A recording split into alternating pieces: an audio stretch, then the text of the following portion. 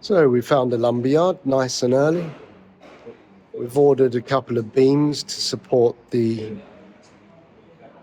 cross beams to support the tiles or the battens that the tiles will be laying on. I'll show you a bit of that later as we're putting it together. This is for the little room that's upstairs on the terrace because it's the only part of the house that's now not protected from the elements. Not that it's raining. We've had 2 weeks of rain. Wood's not too expensive. It seems to be quite reasonable, and there's plenty of it. So it's a nice find, this lumberyard, which is just up the road. Unfortunately, they can't deliver into the Casbah because the streets, the roads are too narrow for the trucks. So we're going to, they're going to dump it nearby. We're going to have to carry it by hand to the house. It's just one of those things, I guess. But we'll give you an update shortly.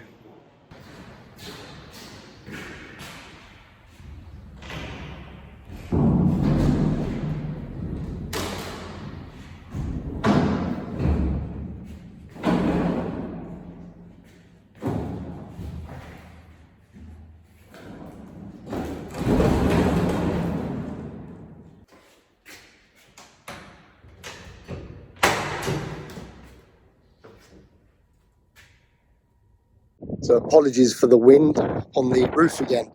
We're going to have a crack at laying some tiles on a section of the roof that's the last bit that's letting the water in, essentially.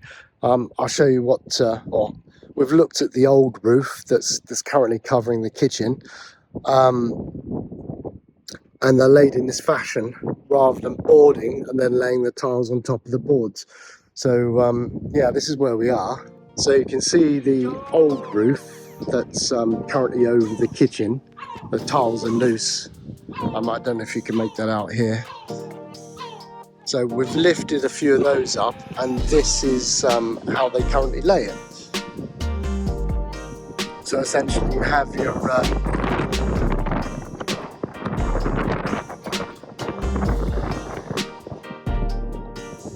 main beam going across, and on these struts you have the tile actually laying in between, so it looks like this. So there's not much holding it up at all, but that's how they seem to do it traditionally. So that's the first bit done. So basically we've got the beam across, which is now flush to the back wall, and there's a brick either side of that beam just to hold it in place. And then we'll start moving on to putting the wood in that's going to basically support the tiles when they get laid on.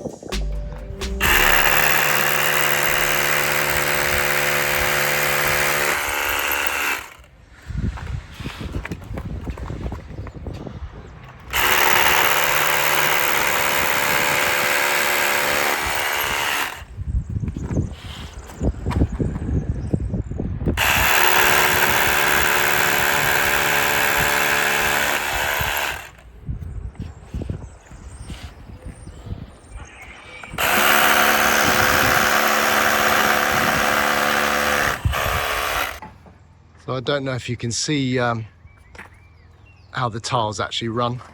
It's actually fairly complicated. You'd think it is fairly straightforward, but essentially you lay one run, half tile at the end, and then stagger the next run so that the ends don't meet, or else they overlap and bunch up and end up letting water through. So we've tested these. There were a couple of drips, so we've made some adjustments, but now we're running these tiles along the top, so they sit essentially like this, overlap on top of each other, and that's this section of the roof done, and then we just need to finish up here. So picking up a nice tan working on the roof.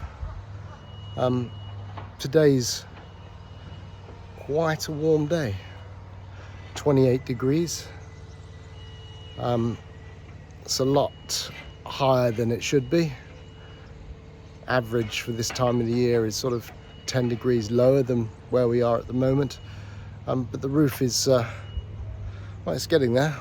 We've still got the hardest bit is getting the tiles up on the roof. My trusty friend who's over from England for a couple of weeks.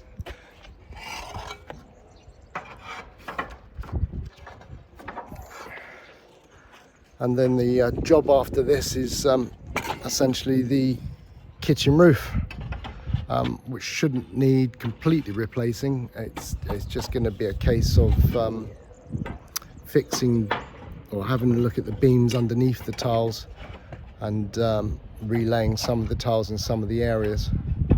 So that's where we're heading to next,